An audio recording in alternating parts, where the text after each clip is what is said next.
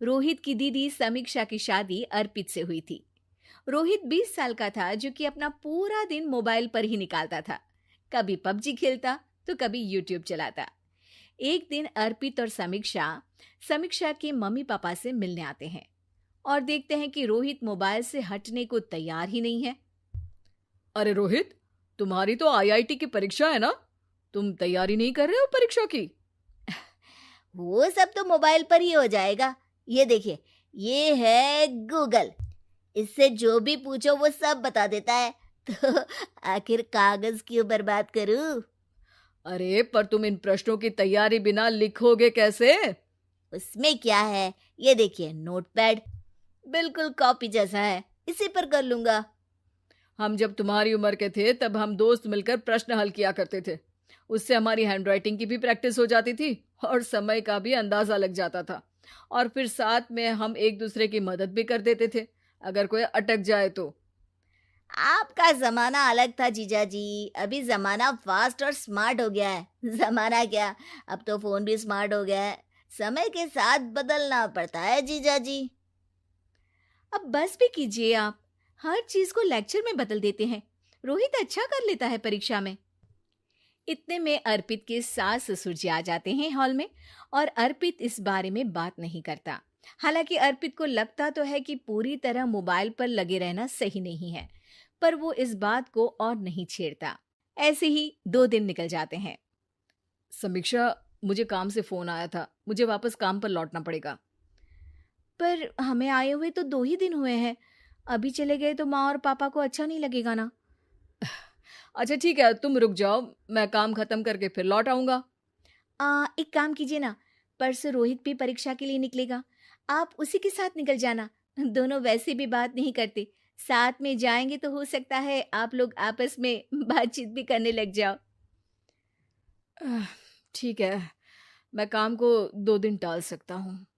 उसी रात जब सब खाना खाने बैठे थे तो अर्पित अपने जाने की खबर बाकी लोगों को बताता है। मुझे काम के लिए वापस जाना होगा। अरे बेटा, पर अभी तो तुम आए हो, इतनी जल्दी चले जाओगे? नहीं माँ जी, समीक्षा यहीं रहेगी और मैं जल्दी काम खत्म करके वापस आ जाऊंगा। ठीक है, काम भी जरूरी है। वैसे कब निकलोगे बेटा? 2 दिन में। मैंने सुना है कि उस दिन रोहित को भी परीक्षा के लिए जाना है, तो कल मैं दोनों की टिकट करा लेता हूँ बुक। मेरी टिकट रहने दीजिए जीजा जी, मैं तो फोन से ही करवा लूंगा। हाँ, पर कोई दिक्कत हो गई तो? अरे कोई दिक्कत नहीं होती जीजा जी, फोन सब कर सकता है। हमारे फोन के रिचार्ज से लेकर टीवी का रिचार्ज सब रोहित यही फोन से बैठे बैठे कर देता है।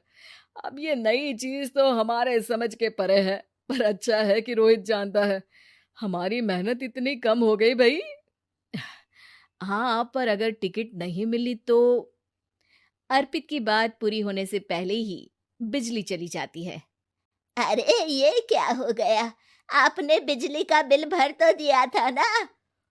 अरे नहीं, मैं तो भूल गया था। अरे टेंशन मत लो माँ।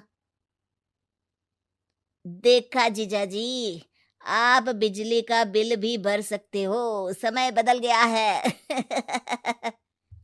एक बार फिर अर्पित इस बात पर बहस नहीं करता। अगले दिन जाकर अपनी टिकट करवाता है और पैकिंग कर रहा होता है जब शाम को अचानक से रोहित के चिल्लाने की आवाज आती है। नहीं, प्लीज प्लीज हो जा, ऐसा मत कर यार, प्लीज हो जा। अरे क्या हो गया रोहित? दीदी, सर्वर हैंग हो गया, मेरे टिकट मेरी टिकट नहीं हो पाई दीदी। क्या मतलब टिकट नहीं हो पाई? इतने में वहां रोहित के मम्मी और पापा भी आ जाते हैं। अरे क्या हो गया? माँ, मेरा टिकट नहीं हो पाया, सर्वर डाउन हो गया। अरे पर तूने तो बोला था कि हो जाएगा। हो जाता है, पर अब क्या करूं, ये क्या हो गया?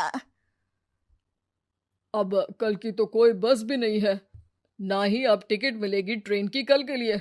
मुझे तो कोई रास्ता नहीं दिख रहा। अब फिर लगता है मेरा ये साल बर्बाद हो जाएगा।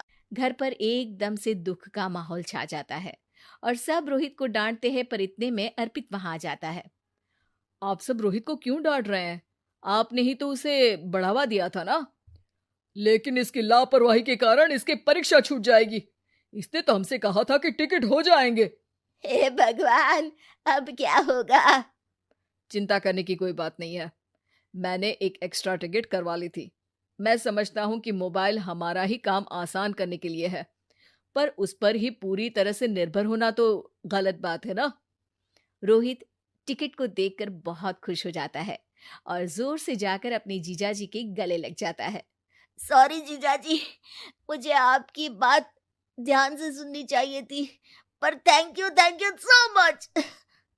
हाँ बेटा, तुमने तो इसका भविष्य बचा लिया।